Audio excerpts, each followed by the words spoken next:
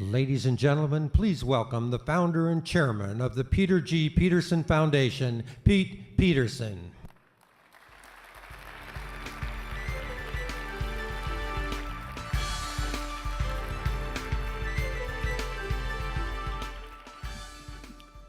Good morning. Thank you for joining us. I'm especially pleased to welcome such a remarkable group of distinguished leaders and influential voices. We meet at a very pivotal and hopeful moment. Last year, at the time of our fiscal summit, we were all still trying to convince Americans that our long-term fiscal problem is a problem of serious magnitude. Today, more and more Americans are opening their eyes, their ears, and their minds to the unprecedented fiscal dangers that lie ahead. They are looking for answers, for solutions, ergo, our Solutions Initiative. Let me briefly review the progress. The Bowles-Simpson Commission, led by two extraordinary public servants, one of whom is with us today, issued an urgent call for action and offered a comprehensive plan to put our country on a path to long-term fiscal sustainability. A clear majority of that commission, including both Republicans and Democrats, voted for its recommendations.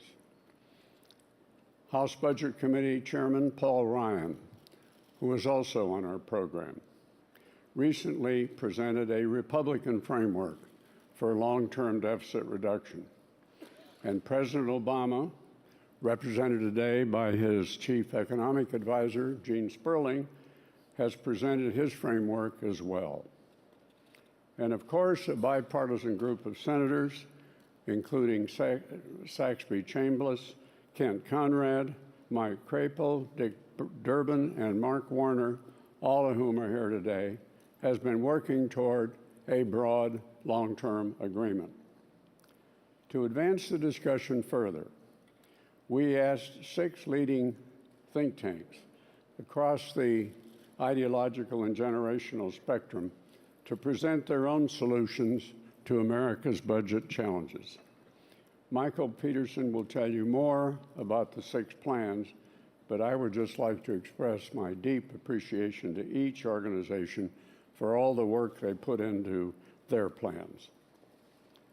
It seems to me we are confronting a debt burden that can result in a short-term and a long-term crisis. In the short term, our spiraling debt could lead to a devastating financial crisis.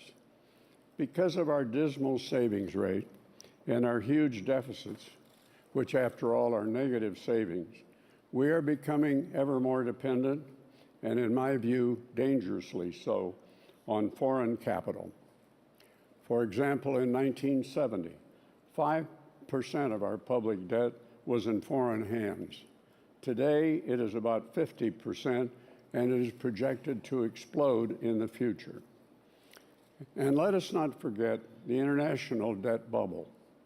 Virtually all of the developed countries have similar demographics, including lower birth rates with increasing longevity, particularly those 85 and older, I thank God for that, who consume far more health care than the younger elderly.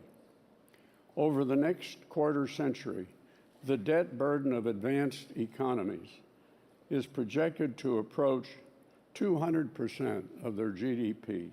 Clearly, this is unthinkable and unsustainable. Herb Stein, an economist in the administration that I work with in the White House, and our only humorist, used to say, if something's unsustainable, it tends to stop. And he added, if your horse is dead, I suggest you dismount. My friends, let's dismount. If we wait to act and allow investor confidence to erode, interest costs could rise dramatically and unexpectedly with terrible consequences for America's businesses, families, and the government. The resulting economic and political climate of quick and devastating changes will also put at risk our social safety net, which I believe simply must be protected for the vulnerable in our society. All in all, the risk of implosion of global financial markets is simply too great for mere talk and political posturing. In addition to the potential of a short-term crisis, we also need to consider the long term. If we continue to accumulate debt and pay ever higher interest costs, we will not be able to make the critically needed investments to keep our economy strong and competitive. And with the growing dominance of China and others, that is simply unacceptable. We simply must become more competitive and more committed to investment and innovation. That requires greater investment in R&D, education, particularly math and science, and our crumbling infrastructure. But we will not be able to make those investments if our federal interest costs skyrocket, as they are projected to do. The long-term consequences, if we do not achieve fiscal sustainability, are that we end up a much diminished America, economically, politically, and socially. Changing our course will require tough decisions by the American people. And to build support for these decisions, we must make clear what we gain tomorrow for what we give up today. I think back to a period in my life when I had a really serious weight problem. I was an eager eater, indulged by a Greek mother who was an excellent baker. By the time I was an adult, my eating habits had left me far too big for my britches, literally. And I tried dieting and failed every time because every diet dwelled on what I had to give up. I finally saw a psychiatrist who had a mirror in which you could dial up your ideal weight. And that would change the image reflected back to you. Suddenly, rather than focusing entirely on what I had to give up, I had a positive vision of what I had to gain: a leaner, sexier Pete Peterson. I recalled that decision daily. It gave me the motivation to stay on the right course. The American people need such a positive vision, not of a leaner, sexier Pete Peterson, but a vision of a nation with a competitive, healthy, growing economy. An economy that has the resources to invest in its future and at the same time can support programs like Social Security and Medicare that so many vulnerable Americans rely on.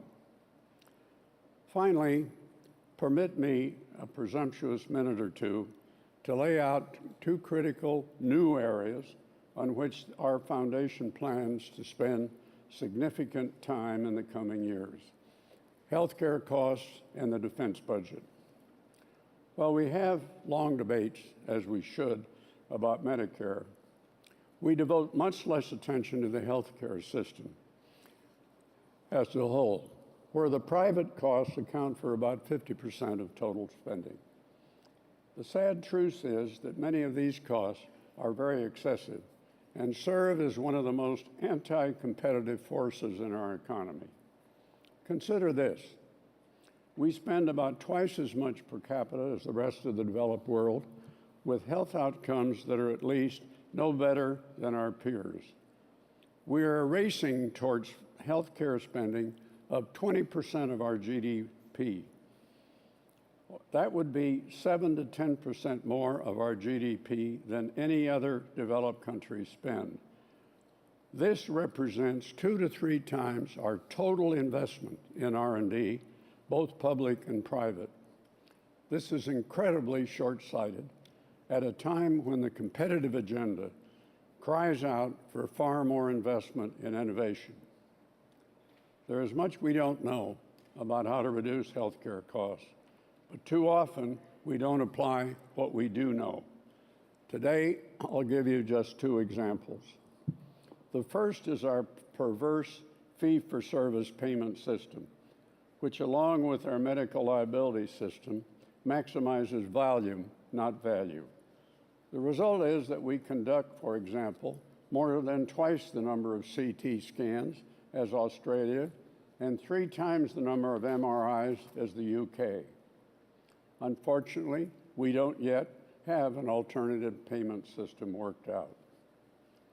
An example of how we're able to identify solutions but do little to implement them is the egregious and inexplicable variations in cost for medical treatment throughout the country. No business would ever tolerate such variations. A business would shine a light on the variations and figure out how to apply best practices elsewhere. We simply must determine how to incentivize individuals and institutions throughout the healthcare system to do the same.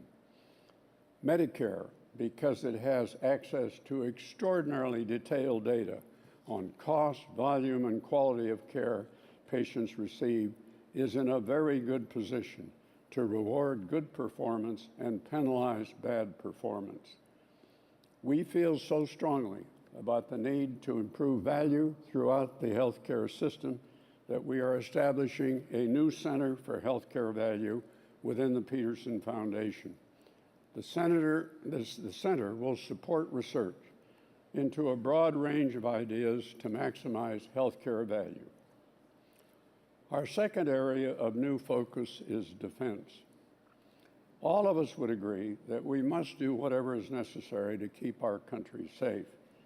But it is important to acknowledge that the U.S. currently spends as much on defense as the next 17 best spending nations combined. Even the chairman of the Joint Chiefs of Staff, Admiral Mike Mullen, said, and I quote, "The single greatest threat to our national security is our debt." He also said the Pentagon budget has doubled in the last decade, and in doubling, we have lost the ability to prioritize, to make hard decisions, to do tough analyses, to make trades. I believe it is past time to have a fundamental review of the defense budget conducted by some of America's leading, highly respected and informed citizens, a highly credible and bipartisan group. Among the many questions included in such a fundamental review, I believe these must be asked. First, what are the principal security threats facing our nation in the 21st century? I emphasize 21st century. And what strategies, both military and non-military, would best respond to these threats? Second, what new force structure, basing, and weapon systems would fit those new strategies? For example, we have more than 700 military installations and bases abroad in more than 50 countries. Are all these bases compatible with our security threats and our defense strategies? And third, to what extent should the U.S. military continue to engage in counterinsurgency wars and nation-building efforts around the world as we have in the past decade? Answering these questions and many more will help to keep America secure while releasing resources America desperately needs to rebuild its economic strength, which is, after all, the ultimate source of our military and diplomatic power. Finally, I have a little dream all my own. My little dream is that a year from now, at our next summit, we are not simply talking about solutions and what needs to be done, but what has actually been done. The time for action is now. Thank you very much.